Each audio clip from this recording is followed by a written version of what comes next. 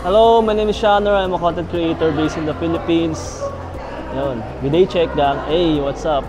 Ayun, sobrang solid na mga tao nandito. Puro mga high-valued people, to be honest. And from congressman, congresswomen to attorneys. Tapos may mga creators na sobrang ano talaga, high value talaga. Kaya kami mga sa support, kasama ko kanina dito. Naninibago kami sa space dahil mga high value talaga yung mga tao. Pero yun, sobrang solid. May mga nalatag sa amin na bago lang sa amin. At yun, pinagbubutihan namin na ma-implement yun sa mga kanya-kanya namin mga channels. 2017, pero nag-boom kami ng 2021. Matagal rin pala. Pero matagal na talaga kami sa industry. Pero sobrang tagal namin sumabog talaga. Kasi hindi namin alam anong gagawin namin eh. Hanggang sa nahanap namin yung type na niche na dapat namin gawin talaga. Currently, ang ginagalawan namin na space ay ang tinatawag ay idea-based. Kumbaga, hindi naka-focus sa amin yung idea, yung content. Naka-focus siya sa idea na binubuo namin.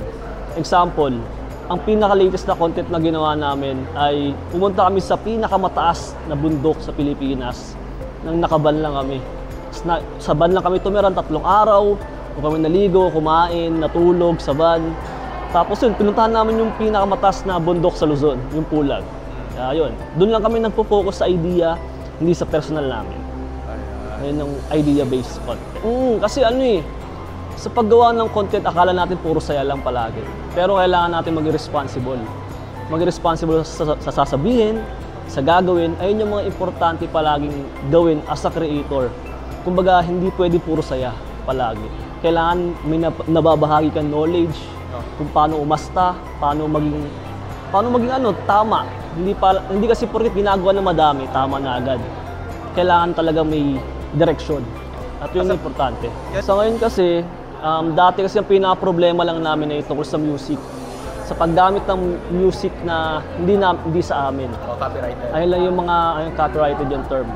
Tapos, in terms of bashers naman kasi, since nasa Pilipinas kasi tayo eh, parang naging normal na sa atin na pag may binabash, parang dead man na lang yan. Kasi it's either magpapa-apekto ka or hindi mo sila papansinin. Pag hindi ka nagpapapansin sa kanila, magpapapansin sila, mas panalo ka. Kasi good publicity or bad publicity is still publicity sa Pilipinas eh.